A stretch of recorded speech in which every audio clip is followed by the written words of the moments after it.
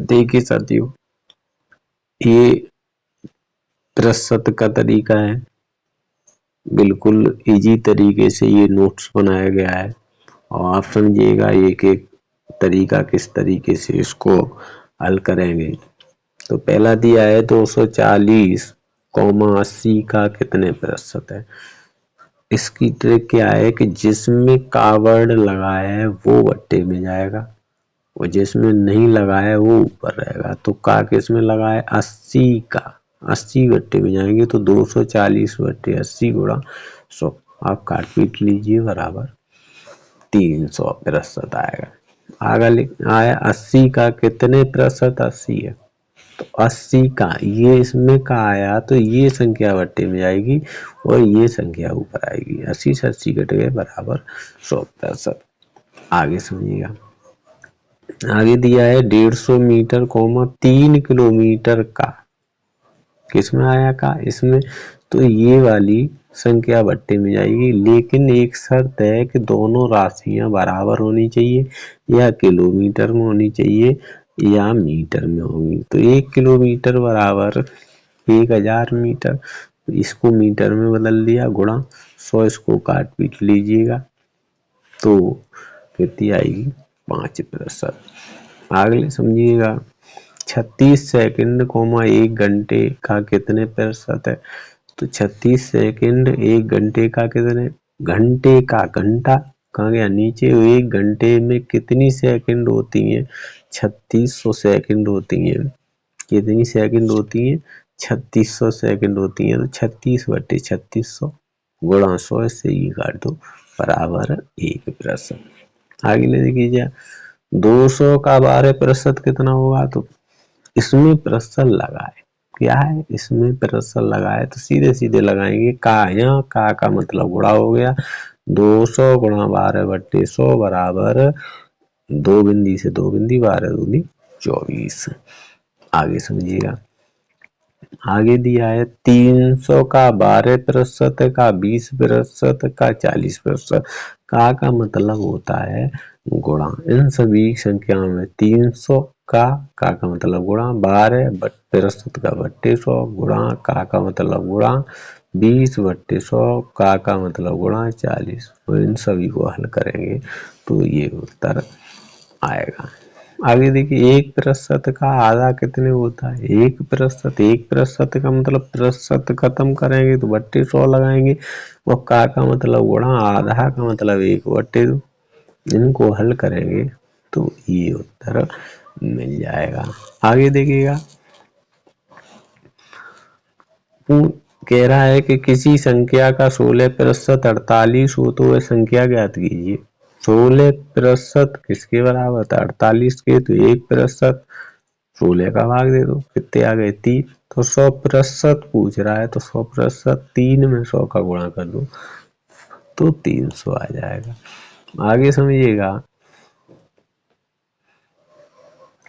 किसी संख्या का 12% 72 है तो वह संख्या कितनी होगी। तो 12% किसके बराबर है 72 के, तो 1% 12 बट्टे 1% लगाओ है 1% कितने के बराबर 72 बट्टे 12 6 बार गया तो 100% चाहिए। कितने प्रतिशत पूछ रहा है 44% ज्ञात कीजिए। यहाँ पूछ रहा है 44%, तो 44% 6 में 44 का गुणा कर दो ये संख्या निकल के आ जाएगी।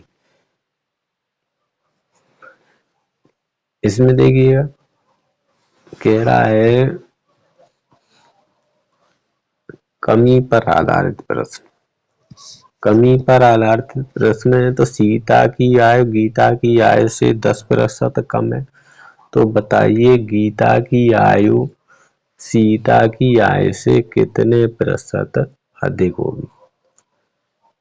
कितनी है 100% कम है, तो 100 से 10 कम कर दो कितने हो गए 90। इनका अंतर कितना है 10, अंतर कितना है 10, तो 10 कम है तो बट्टे कम वाली जाएगी गुणा 100 काट पीट लीजिए उत्तर।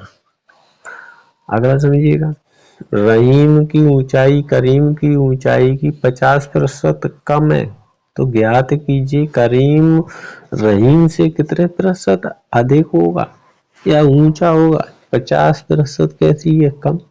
तो 50 बट्टे ये अंतर तो ये हो गया, और ये कम है 100 बट्टे में आगे बढ़ा 100 उत्तर। आगे समझिएगा। राम की आयु श्याम की आयु से 20% अधिक है। ज्ञात कीजिए कि श्याम की आयु राम की आयु से कितने प्रतिशत कम। श्याम की आयु राम की आयु से कितने, यहाँ क्या है अधिक, 100 से 20 अधिक 120, इनका अंतर 20 अधिक की बात कर रहा है तो अधिक नीचे, कम की बात कर रहा है तो कम नीचे, गुणा 100 काट पीट लीजिए, उत्तर मिल जाएगा। आगे देखिएगा, आगे कह रहा है किसी वस्तु का अंकित मूल्य क्रय मूल्य से 25% अधिक है, उसे कितने प्रतिशत कम में बेचा जाए कि न लाभ हो और न हानि हो। कितने, 25% अधिक है तो 100 से 25 जोड़ दो 125, इनका अंतर 25 अधिक है तो 25 बट्टे 125 गुणा 100, हल कर लीजिएगा उत्तर। ये देखिए वृद्धि और कमी पर आधारित प्रश्न।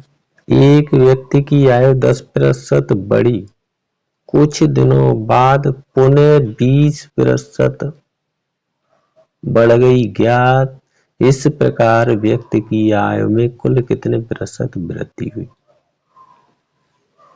इस प्रकार व्यक्ति की आयु में कितने प्रतिशत वृद्धि हुई। वैसे तो तरीके इसके कई है, एक तो फॉर्मूला ये है इस तरीके से लिखो, एक फॉर्मूला ये दिया है इस तरीके से लिखो, लेकिन हम इसका भी शॉर्ट तरीका बताएंगे आपको कि देखिएगा क्या करेंगे कि 10% बढ़ी, 100 से कहाँ पहुंच गए 10 बढ़ा दो, फिर पुनः बढ़ गई 20%, तो लो ये 20 इसमें बढ़ा दी। अब क्या करेंगे, इन दोनों का मल्टीप्लाई ये कर लिया बट्टे 100, बस काट दो, 12 11 का गुणा कर दो, कितने आ गए 132। तो 100 से कितने ज्यादा है 32, तो 32% वृद्धि हो गई। और अगर कम होता तो क्या कमी हो जाती।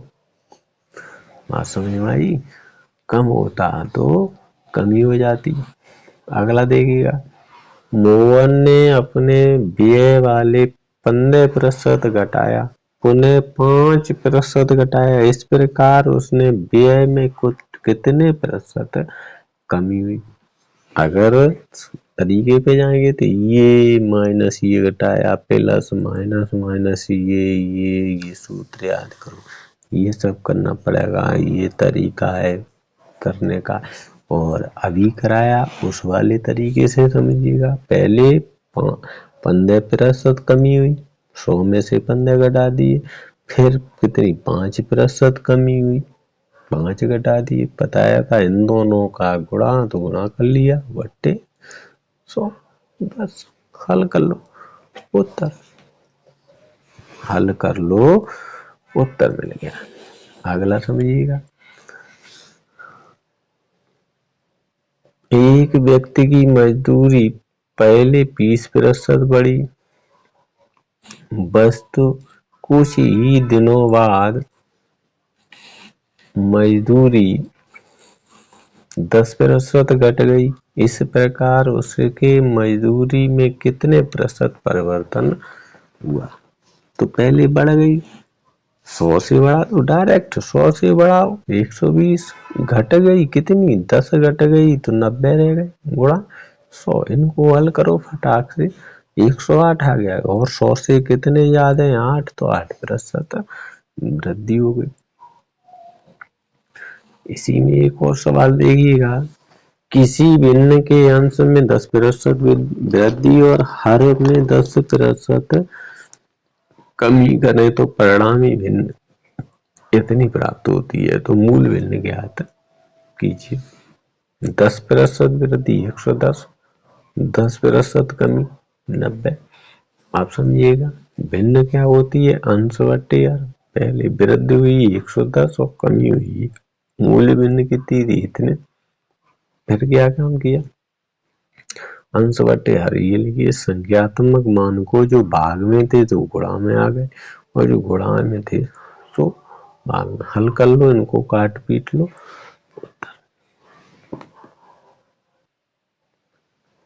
इसको समझिए, क्षेत्रफल और आयतन पर आधारित प्रश्न। क्षेत्रफल वाला तरीका अलग है और आयतन वाला अलग है।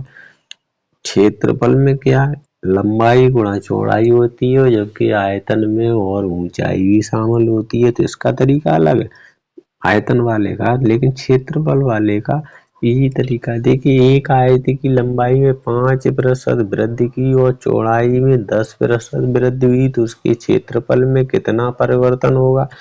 पहले वृद्धि हुई 5%, फिर वृद्धि हुई 10%। क्या बताया था, दोनों का मल्टीप्लाई बट्टे 100। बस इनको काट पीटो, हल करो, आ गए 231 बट्टे 2 और इनका भाग दो। 100 से कितने, अगर 100 से कम होते तो कमी होती और 100 से अधिक है तो वृद्धि हो गई। अगला समझिएगा, एक वर्ग की भुजा में 25% बढ़ा दी गई तो उसके क्षेत्रफल में क्या परिवर्तन होगा, या क्षेत्रफल कितना बढ़ जाएगा। 100 से 25 बढ़ाओ 125, लेकिन वर्ग का क्षेत्रफल भुजा वर्ग है, यानी कि भुजा एक ही भुजा दी है, इसी का 2 बार गुणा करना है, तो 2 बार गुणा कर दिया बट्टे 100। काटो पीटो, इतने आ गए, इसका भाग देंगे 100 से कितने ज्यादा है, 56 सही 1/4 जाते हैं, तो 56 से 1/4 की वृद्धि होगी। अगला देखिएगा, किसी त्रिभुज के आधार और ऊंचाई क्रम से 8 और 12 बढ़ा दी गई है, तो उसके क्षेत्रफल में कितना, 8 बढ़ाया 108 हो गई। कितनी हो गई, 108। और 12